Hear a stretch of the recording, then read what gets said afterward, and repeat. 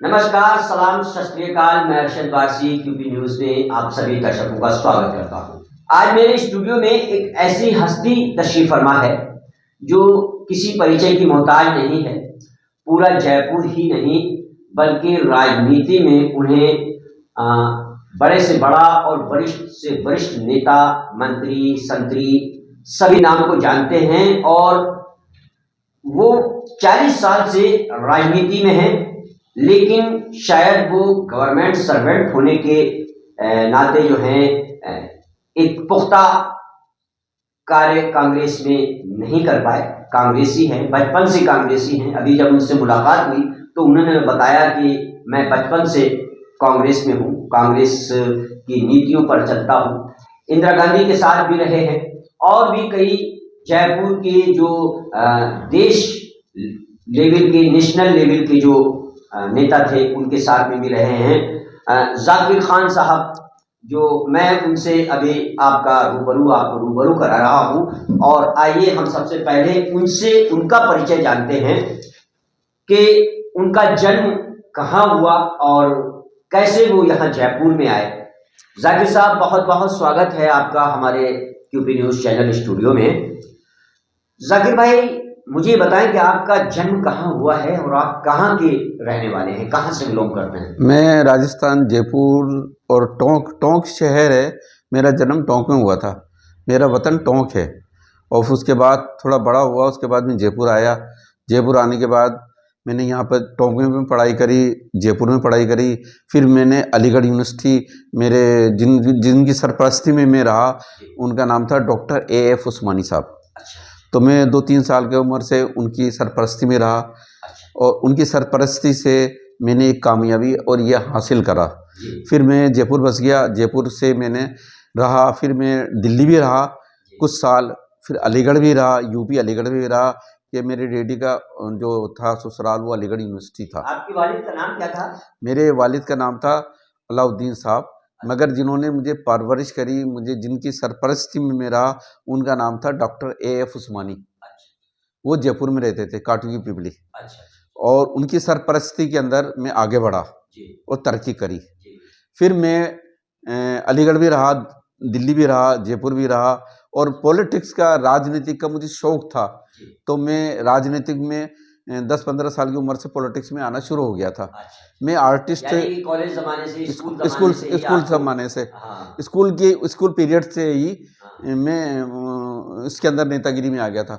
और मैं आर्टिस्ट भी था, पेंटिंग का काम करता था, आर्टिस्ट भी था। नेतागिरी के साथ साथ मैं आर्टिस्ट भी रहा।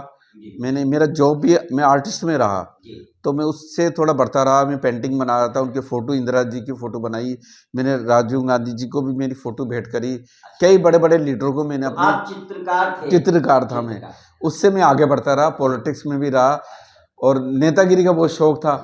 मैं न्यूज़ों का भी बहुत शौक था, न्यूज़ें लगाना, प्रेस कॉन्फ्रेंस कराना, उसका भी मुझे शौक था।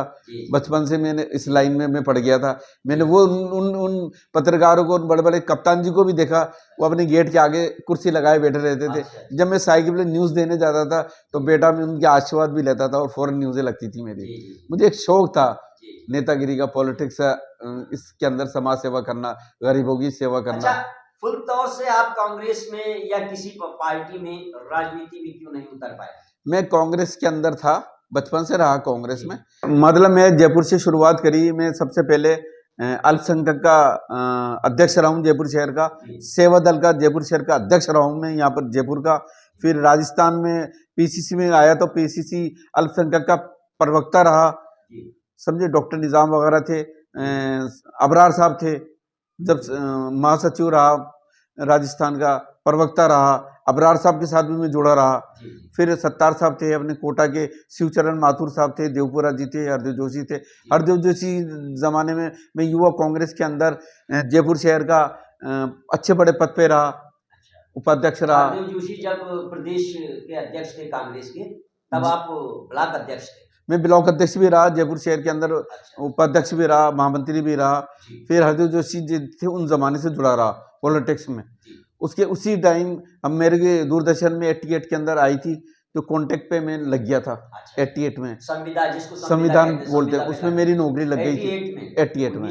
हाँ, जब हरदेव जोशी जी ने मुझे वहाँ पर भेज दिया था, जब बेटा वो लग रहा है चैनल तू काम करता, थोड़ा बहुत काम कर जी, ताकि तुझे भी रोजी रोटी से कुछ मिले। जी। तो मैं गया, मैं कॉन्टेक्ट पे भी लग गया पेंटिंग की तो चित्रकार पर। हरदेव जोशी जी के द्वारा आपको मैं वहाँ पर दूरदर्शन में मैं नौकरी का जॉब प्रयास मिली। जॉब मिली जी, पेंटिंग के अंदर, पेंटिंग। पेंटिंग अच्छा, आर्टिस्ट में। आर्टिस्ट हमारे जो बहुत स्टूडियो के अंदर रिकॉर्डिंग होती है जी, उसके पीछे सेट लगता है, जी, उस सेट की डिजाइन होती है। जी, वैसे में डिजाइनर भी था, आर्टिस्ट भी था, पेंटर भी था। जी। तो वो डिजाइन के अंदर उस हिसाब से मुझे वहाँ नौकरी मिली, अच्छा, समझे आप। फिर मैं जयपुर शहर में बड़े बड़े पदों पे भी रहा, वो छोड़ छुड़ा दिया था। फिर हमारे केस भी चल रहे थे, जी, यूनियन से केस चल रहे थे हमारे, फिर केस हो गए थे हमारे नौकरी वोकरी से।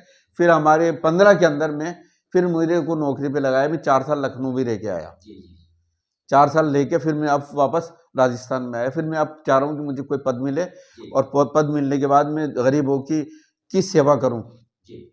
मैंने, और शुरू से मुझे एक शौक नहीं, था। नहीं, ये समाज सेवा का भाव तो मैंने भी अपनी पत्रकारिता के दौर में आपने देखा है, हम्म। और मैंने तो आपको दुरुमिया स्वास्थ्य मंत्री थे उस दुर्मिया ज़माने में के भी साथ भी देखा है। मैंने काम करा। अशोक गहलोत हाँ, साहब के साथ भी अशोक देखा गहलोत है। जी के साथ भी मैंने जी, काम करा। जी, अशोक गहलोत जी जब थे, जब मैं 12-13 में, उस टाइम में मनोनीत मुझे पार्षद भी बनाया। जी, मनोनीत पार्षद पार्षद आप बनाया, 2015 में थे। हाँ, नहीं 14 12-13 में। 12-13 में, हाँ, अच्छा, अच्छा। 15 में तो मेरे को वापस से केस जीते ना हमारे हाँ, गवर्नमेंट के हिसाब से, उन्होंने मुझे अच्छा, नौकरी पे लगाया। अच्छा, ये आपके भारतीय जनता पार्टी की सब सरकार बनी, जी। और जब हुई तो हमें 15 के तो अंदर, नौकरी को लेकर के आपका कितने साल तक केस चलता रहा? मैं नौकरी में रहा हूँ, 15 में रहा हूँ। अच्छा, अब मुझे रिटायरमेंट हो गया मेरा। अब रिटायरमेंट हो हाँ, गया आपका। अच्छा, अब तो रिटायरमेंट हो अब तो गया। पेंशन वगैरह आपको नहीं, मिलती पेंशन होगी? नहीं मिल रही है हमें, पेंशन नहीं मिलती है? पेंशन अभी अच्छा, नहीं मिल रही। संविदा वाले थे आप, संविदा लेकिन वाले थे ना हम, कॉन्ट्रैक्ट तो वो वाले थे एक आप? तरह से हमें नौकरी पे लगा दिया था। अच्छा, अच्छा, अब हमारे लोगों का वापस कैश भी चल रहा है, जी, अगर वो कैश फाइनल होता है तो हमें पेंशन भी मिलेगी, अच्छा, और आगे भी हमें जो हमारा अभी सरकार देख कर रही है, जी, हमें 50% जो हमारा बेसिक है जी, उसके हिसाब से सरकार भारतीय जनता पार्टी वो देना चाह रही है। जी, उस बेस पर 50% हमें देगी। जी, ये आपका 2-3-4 महीने बाद जी, वो डिसीजन हो रहा है कुछ उनका। हुँ, तो वो मैं चाहता हूँ, मैं तो समाज सेवा करता जी, रहूँ जी, और गरीबों का मैं काम करूँ। बिल्कुल। ज़ाकिर साहब, आपसे माज़रत चाहते हुए मैं ये पूछना चाहता हूँ, माफ़ी चाहूँगा कि अ, आपको मैंने ऐसे-ऐसे जगह पर देखा है कि जहाँ पर जाना एक छोटे नेता के लिए, एक कार्यकर्ता के लिए बहुत मुश्किल होता है। लेकिन आपको मैंने उन जगहों पे देखा है। आप इतना सब कुछ पहचान और इतने ऊँचे लेवल पर जाने के बाद में आपका राजनीति में इतना नाम, ऐसा कोई जयपुर में नहीं, बल्कि जयपुर क्या, मैं हिंदुस्तान में ये दावा करता हूँ कि कांग्रेस का ऐसा कोई नेता नहीं जो ज़ाकिर खान को बाय नेम ना जानता हो। उसके बावजूद आप कांग्रेस पार्टी में सक्रियता के साथ काम क्यों नहीं कर पाए, और पार्टी ने आपको अ, एक ऊँचा पद कभी क्यों नहीं दिया? क्या कारण रहा इसका? ये था कि अब मैं समाज से गरीबों के काम में जुड़ता रहता था। जी, मैंने ऐसी कोशिश नहीं करी कि मैं ऐसा कोई बड़ा पद लूँ, जी, या उनकी कोई नज़र नहीं थी। जी, नज़र ये आई थी जब मैं 12-13 में, वो अशोक गहलोत ने मुझे मनोनीत पार्षद बनाया था, जी, और मैं प्रयास करता रहा। जी, इंदिरा जी के ज़माने में भी मैंने बहुत यहाँ से रैलियाँ निकाली, उन सबसे छोटा उम्र का था उस ज़माने में, जी, और मैंने फ्रीडम फाइटर स्वतंत्र सेनानियों की दिल्ली भी रहा, जी, जनपद पे भी एग्जीबिशन लगाई। जी, हमारे राजस्थान के बहुत सारे ऐसे लोग थे जो एग्जीबिशन लगाते थे, उनके साथ भी मैं रहा। जी, या अबरार साहब जब थे finance minister, Naval Kishore Sharma petrol मंत्री थे, जी, जब मैंने घर घर में गैस कनेक्शन दिलवाए, जी, मगर उस टाइम भी मुझे बहुत लोगों ने कहा कुछ ये कर लो वो कर लो, मगर मेरे पास में गरीब हैसियत से मेरे पास पैसों हाँ, का जुगाड़ नहीं था, थोड़ी माली या हालत माली आपकी हालत कमज़ोर होने की वजह कमज़ोर से। थी। मेरी ज़्यादातर बच्चों को पढ़ाई में लगाया, जी, जिसमें बच्चे पढ़ लिख तो लिए, आपके ग्रेजुएशन हुए। कितने बच्चे हैं?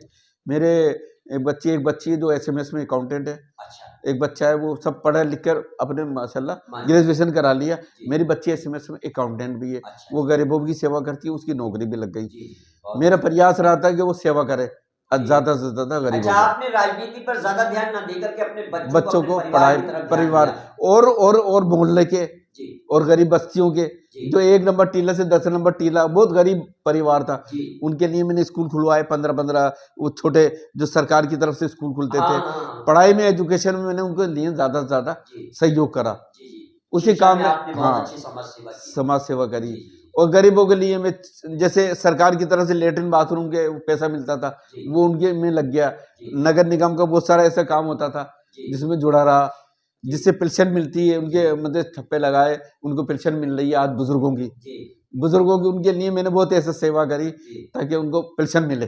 यानी कि और नेताओं की तरह आपने अपना घर नहीं बनाया, हाँ सरकार से लिया हुआ पैसा, राजनीति से जो पैसा हाँ मिला वो आपने गरीबों गरीबों सेवा में दिया, लगाया। इसलिए अपनी माली हालत मैं आज भी कमजोर नहीं। मैं अपने ससुराल में रहता हूँ, जी। घाट गेट बाबू के टिब्बे नगीना मस्जिद जी। के पास रहता हूँ और उनकी आज भी मैं सेवा करता रहता हूँ गरीबों के लिए। तो जी। मेरा तो ये प्रयास है कि मैं अगर कोई मुझे पद भी मिले, अच्छा पद भी मिले, कुछ भी मिले, जी। तो मैं चाहता हूँ गरीबों की सेवा करूँ। बिल्कुल। और आपकी राजनीति के आगे, आपके आगे जो अब नए जो कांग्रेस में ज्वाइन हुए और जिन्होंने तरक्की कर ली, कोई विधायक बन गया, कोई कुछ बन गया, तो वो तो आपके सामने बच्चे हैं राजनीति के मामले में, है ना? तो राजनीति में जो आपने समाज सेवा की, वो आपको देखकर भी लगता है कि आपने उन नेताओं की तरह काम नहीं किया जो जनता का गला काट करके और अपना पेट भरते हैं। आपने वो काम नहीं किया। आपने राजनीति तो की, लेकिन जनता की सेवा बतौर एक सेवक के रूप में काम किया। तो इसी वजह से यही कारण रहा कि आपका राजनीति में तरक्की नहीं हो पाई। अब आप रिटायर हो गए हैं। फिर दूसरी बात, आपने जो है अपने परिवार को, अपने बच्चों की शिक्षा पर ध्यान दिया। आपके बच्चे आज अपने सेटल हैं, अपनी जगह पर हैं। अब आप फ्री हो चुके हैं। तो अब आप क्या चाहते हैं कि राजनीति में आप किस तरह से इन्वॉल्व होना चाहते हैं और क्या चाहते हैं? मैं चाहता हूँ सरकार या कोई भी पार्टी मेरे को अच्छा पद दे जी। ताकि मैं गरीबों के लिए मैं काम कर सकूं। जी। मैं सभी धर्म, सभी जाति के लोगों के साथ जुड़ा रहता हूँ। जी। मैं जैसे आपके मंदिर के थे, राधेश्याम लोहिया थे, बहुत सारे थे वो अयोध्या से महाराज द्वारा जाते थे, उनकी भी मैं सेवा, उनकी प्रेस कॉन्फ्रेंस था। ऐसी हमारे अजमेर की दरगाह का उरूस निकलता था, उनके भी कैंप लगते हैं, उसके अंदर मेडिकल कैंप वगैरह लगते हैं, उनके जी। साथ भी मैं जुड़ा रहता हूँ। जी। तो मैं चाहता हूँ मुझे कोई भी ऐसा भी अगर जो भी पद मिले तो मैं उनके लिए सेवा कर सकूँ। जी। सेवा का मुझे ज़्यादातर वो है कि अगर कोई पद मिले तो मैं सेवा कर सकूं, जी। उनके लिए मैं काम आ सकूं। और मैं सभी धर्म, सभी समाज की सेवा उनके लिए मैं इज्जत करता हूं, जी। सभी समाज के लोगों से जुड़ा रहता हूं। जी। मुझे ऐसा शौक है जी। कि सभी समाज के, सभी धर्म के लोग जी। जी। मेरे साथ जुड़े रहे जी। और मैं उनसे जुड़ा रहूं और उनके सर्वधर्म हिताय हाँ, आपका एक वो है, एक है बाबा गंगाराम मानसिकता सेवा है। समिति जी। जो फतेहपुर सीकर साइड की है, जी। उसका मैं एक अकेला मुसलमान था जो कौन प्रवक्ता, सी है? बाबा गंगाराम सेवा समिति। बाबा वो गंगाराम सेवा हाँ, समिति। उसके थे राधेश्याम लोहिया जी जी। और थे हरिप्रसाद चौधरी जी। जी। वो सेवा करते थे जी। और वो मेरे को हमेशा साथ रखते थे। जी। सारी प्रेस कॉन्फ्रेंस कराना, उनकी माता जी वगैरह थी, वो उनका जुलूस निकलता था, सबसे आगे में रहता था, सारी प्रेस मीडिया को ले जाता था। उनके नाम का एक स्टेशन भी बनने वाला था, जी।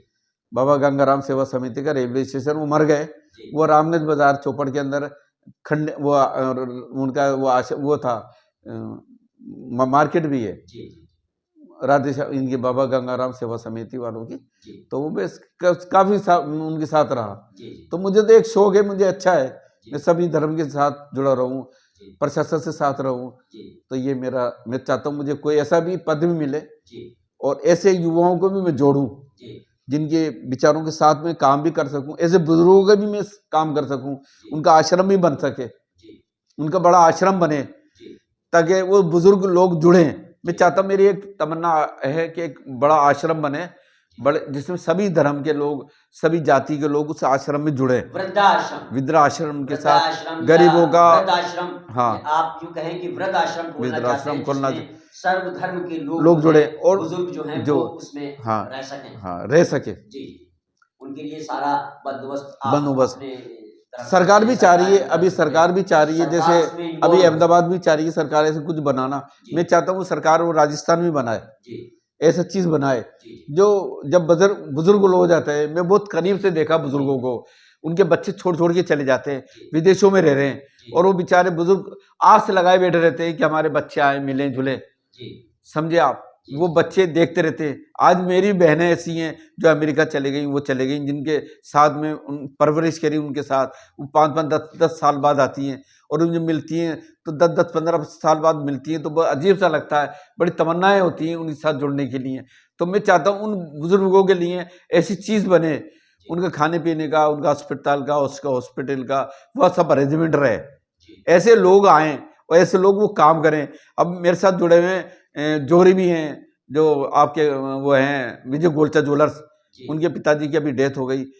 तो ऐसे लोग भी, बहुत सारे लोग वो चाहते भी हैं ऐसे काम होए। तो मैं भी चाहता हूँ सरकार भी तवज्जो दे, जोहरी भी लोग तवज्जो दें, ऐसे व्यापारी भी तवज्जो दें कि हर क्षेत्र में, हर जगह, हर मोहल्ले, हर इलाके के अंदर वो आश्रम बने, जी जो गरीबों के लिए वो काम कर सके, वो बुजुर्गों के लिए काम कर सकते हैं, उन बच्चियों के लिए काम कर सकते हैं। वो बच्चियां बेचारी ऐसी यतीम हैं, गरीब हैं, उनका कोई सहारा नहीं है। ऐसे बच्चे भी हैं जो पढ़ना चाहते हैं, डॉक्टर बनना चाहते हैं, इंजीनियर बनना चाहते हैं। उनके लिए भी वो ऐसी चीज़, ऐसे ट्रस्ट बने जो उनकी मदद कर सकें, जी वो पढ़ सके, इस काबिल बन सके। और फिर जब वो बच्चे पढ़ेंगे लिखेंगे तो वो लोग भी उनके लिए, वो गरीबों के लिए सेवा करेंगे, ताकि उनकी भी उन्होंने किसी की सेवा करी है। जी उन बच्चों को भी जब डॉक्टर, इंजीनियर बन के, अफसर बन के बड़े बनेंगे तो उनके दिल में लगन रहेगी कि हम भी वो गरीब थे, हमें भी किसी ने सहारा दिया था जी कि हम भी इस काबिल हों और हम भी उन बच्चों के, उन 10 बच्चों के, 5 बच्चों की भी सेवा करें, वो भी बड़े अफसर बने, बड़े बड़े, उनको भी वो गोद लें, या वो भी किसी तरकीब से, किसी भी सहारे से उनकी मदद कर बहुत सके। अच्छी ज़हनियत जाकिर साहब, बहुत बहुत अच्छी। मैं, ये मेरी सोच है। बिल्कुल, बिल्कुल, बहुत अच्छी ये तो रही आपकी बात ज़ाकिर साहब। लेकिन मैं इस वक़्त थोड़ा-सा आपको मोड़ना चाहता हूँ। आप 40 साल से राजनीति में हैं, आपने हर दौर देखा है। आपने मेरे ख़्याल से मार्शल लॉ वाला भी जो राष्ट्रपति शासन लगा था, वो भी दौर देखा होगा। इंदिरा गांधी के साथ तो आप रहे हैं, इंदिरा गांधी का दौर देखा, फिर राजीव गांधी जी का भी आपने दौर देखा। आप तो 40 साल से राजनीति में हैं। लेकिन मैं शॉक्ड हूं कि इस वक्त जो कांग्रेस की हालत है,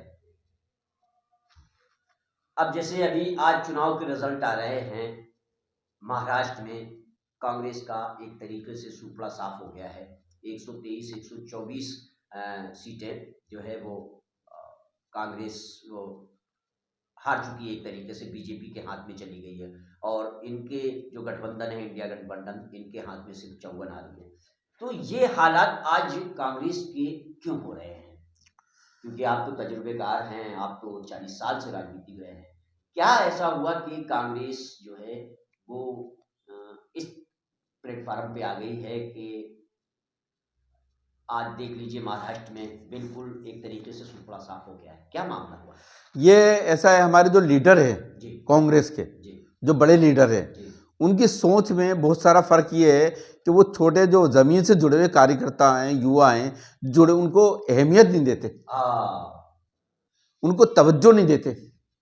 एक बच्चा जो 40 साल तक की उम्र तक के वो काम करेगा, या 10 साल 15 साल वो देगा, तो उनके लिए सोच नहीं होती है कि उसको आगे तरक्की करें। उसका एक आपका पार्टी में एक आदमी आया तो उसको रोजगार से जोड़ें, रोजगार से जोड़ें, उसको आगे तरक्की दें। उनकी सोच ये नहीं होती है। उनकी सोच ये हो जाती है कि जो पैसे वाला आया वो तो छट ऊपर पहुंच जाएगा। जो आपके साथ आपका कार्यकर्ता जमीन से जुड़ा हुआ है ना, वो बेचारा मायूस रह जाता है, उसको कोई बड़ा पद नहीं मिलता। हमारे पार्टी के जो लोग हैं, लीडर हैं, आज राजीव गांधी भी एक उतर के हर एक गरीब से पूछ रहा है। उसकी सोच आती है कि एक कारपेंटर से मिलता है, एक पॉलिश करने वाले से मिलता है, राहुल गांधी साहब। हाँ, राहुल गांधी साहब। तो वो सोच हर बड़े लीडर में होना चाहिए, और हमारे नेताओं की वो सोच होना चाहिए कि वो जो कार्यकर्ता है उसको जोड़ के आप आगे बढ़ाओ। यानी कि आपका कहने का मतलब है कि जो बड़े नेता हैं वो राहुल गांधी की नीति पे चले, जिस तरीके से राहुल गांधी अपने नीचे उतर के जमीन पर बैठ करके लोगों से मिल रहा है, उनके हालचाल ले रहा है, इस तरह से कांग्रेस में जो और वरिष्ठ नेता हैं वो ऐसा नहीं करते हैं। वो आम कार्यकर्ता को जो है तवज्जो नहीं देते हैं। इंदिरा जी दी थी, जब 7 बजे इंदिरा जी आ जाती थी मिलने के लिए, और वो 11-12 बजे तक हर शहर, हर मुल्क के लोगों से वो मिलती थी, और वो डायरेक्ट डिसीजन लेती थी। उनकी ये सोच थी, ये मैंने खुद अपनी आंखों से देखा है। मैं छोटा सा कार्यकर्ता था, मैं राजस्थान को कुछ कागज लेके आया, उनको दिया। मैं वहां से जब चला, तो जब मैं वहां बेरोड तक आया तो वो अखबार में आया कि इंदिरा जी ने ये डिसीजन लिया, इसके ऊपर एक्शन किया जाए। वहां पर जब मैं वहां से दिल्ली से रवाना होता था, जब मैं रोड पे आता था या आधे शहर में जब राजस्थान में घुसता था, उसका डिसीजन वो ले लेती थी। मतलब उनकी ये सोच थी, जो वो उनको ज्ञापन दिया जाता था ना कि उस ज्ञापन पे हमारे काम हुए, वो फौरन एक गरीब कार्यकर्ता की सोच से वो काम हो जाते थे। वो तुरंत संज्ञान में ले लेती वो ले लेती जो थी, ज्ञापन उनके पास पहुंचा, हाँ, उसको तुरंत संज्ञान में ले लेती थी। और आज की राजनीति में ऐसा नहीं है, ऐसा संज्ञान नहीं है। लेने में भी उन्हें जो है हाँ, महीनों टाल देते हैं। यानी कि आज जो है आश्वासन में अहम भूमिका निभा रहा है राजनीति में, कि जिसको भी चाहो उसको आश्वासन दे दो और आश्वासन देके टरका दो। हाँ। आज जैसे हमारे क्षेत्र का एक पार्षद बना जी, या एरिया का विधानसभा का एक एमएलए बना, तो हमारा जो ब्लॉक का कुछ काम जाता है हम उनको बोलते हैं, तो पार्षद के माध्यम से या एमएलए के माध्यम से दिया जाता है, तो वो काम होने में बड़ा टाइम लगता है। हाँ, वो उनको सोचने में करने में वो सोचते वो उस ग्रुपबाजी चालू हो जाती है कि ये ग्रुप जुड़ा हुआ तो उसके ग्रुप का। एमएलए को नहीं सोचना चाहिए कि आपका अगर क्षेत्र का जो भी है, चाहे बीजेपी का हो जो कांग्रेस का है, अगर कोई काम आ रहा है तो डिसीजन लेके उसको काम करना चाहिए। मैं तो यही चाहता हूँ कि जो क्षेत्र के नेता है वो डिसीजन ले, वो काम करे, चाहे सड़क का हो, चाहे सफाई का हो, चाहे मेडिकल का। मेरी सोच है आपका मेडिकल का काम, आज जगह जगह जो मेडिकल का काम है, ज्यादा से ज्यादा गरीब मेडिकल में परेशान होता है। तो मैं चाहता हूँ एमएलए हो चाहे पार्षद हो चाहे कोई, उसकी सोच ऐसी होनी चाहिए, क्षेत्र का कोई भी गरीब आदमी अस्पताल में जाए तो उसको तुरंत काम हो। ये बहुत अच्छी आपकी सोच है, और राजनीति में ऐसा ही, पॉलिटिक्स में ऐसा ही होना चाहिए। जो जनप्रतिनिधि होते हैं उन्हें अपनी भूमिका जो है बड़े अच्छे तरीके से निभानी चाहिए और जनता की सेवा में ज्यादा ध्यान देना चाहिए। आपका जो आपने एक निचोड़ राजनीति का बताया, और कांग्रेस को फेल होने की जो इस वक्त कांग्रेस की जो दशा है, दिशा और दशा है, उसका जो आपने निचोड़ दिखाया वो यही बताया कि ऊंचे पद वाले नीचे पद वालों को तवज्जो नहीं देते। कांग्रेस ने, ये आपकी थिंकिंग है, आपने बिल्कुल सही निचोड़ निकाला है कि कांग्रेस की जो आज ये हालत है वो यही है, इसी वजह से है कि ऊंचे पद वालों ने मंत्रियों, संत्रियों, प्रदेश अध्यक्ष, जिला अध्यक्ष या जो भी बड़े पदाधिकारी हैं, उन्होंने नीचे के कार्यकर्ताओं पर ध्यान नहीं दिया, इसीलिए शायद उनका कार्यकर्ता भटक गया।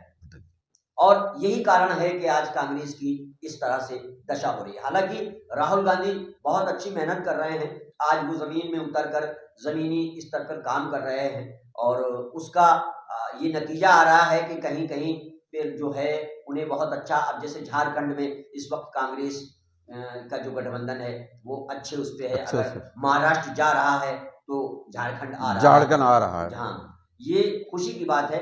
ये धीरे धीरे धीरे वो बढ़ता जा रहा है। जी जी जी, ग्रोथ बढ़ता जा रहा है, ग्रोथ बढ़ रहा है जी। कांग्रेस का अगर पार्टी के अच्छे वर्कर, अच्छे नेता जुड़ेंगे तो ग्रोथ आगे फिर बढ़ेगा। हाँ, ये होगा। लेकिन आपका जो कहने का मतलब वो ये है कि बड़ा पदाधिकारी अगर छोटे पदाधिकारी को, छोटे कार्यकर्ता को तवज्जो दे, इज्जत दे, तो वापस से ये उसी प्लेटफॉर्म पर आ सकती है थी, और जो आज राहुल गांधी कर रहे हैं।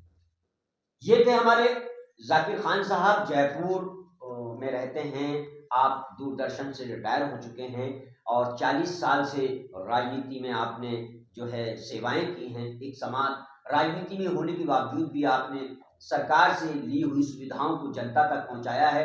जो इनकी इस वक्त ये हालत है, जो माली हालत इनकी है, मैं सोचता हूं कि आज तक इन्होंने शायद किसी पार्षद का भी चुनाव नहीं लड़ा होगा, ना किसी विधायक का चुनाव लड़ा होगा, जबकि इनके पीछे जो पॉलिटिक्स में शामिल हुए वो आज कहीं विधायक बने बैठे हैं, कोई जिला अध्यक्ष बने बैठे हैं, कोई कहीं बड़े ऊंचे, यानी उन पार्टियों में जो इनको साथ पे थे वो बड़े, कोई मंत्री बन गया था, कोई संतरी बन गया था, मिनिस्टर बन गए, बहुत बहुत ऊंचे मुकाम तक गए। लेकिन शायद आपकी जहनियत और आपकी स्वच्छ छवि की वजह से, साफ और ईमानदारी की वजह से आप राजनीति में ऊंची मकाम पर नहीं पहुंच पाए। मैं आज के इस इंटरव्यू में यहीं पर ही विराम लेता हूं और आपसे एक बार ये कहना चाहता हूं कि आपका अगर कोई कमेंट्स है राजनीति के मामले में तो हमारे YouTube चैनल QP न्यूज को सब्सक्राइब करें और बेल आइकन जरूर दबाएं, और कमेंट्स बॉक्स में जाकर राजनीति के मामले में और ये भी बताएं कि आज जो कांग्रेस की हालत है, यानी कि महाराष्ट्र जा चुका है, इसका क्या कारण है और आप जाकिर खान साहब के जो स्टेटमेंट हैं उनसे आप सहमत हैं या नहीं हैं? नमस्कार। जय हिंद।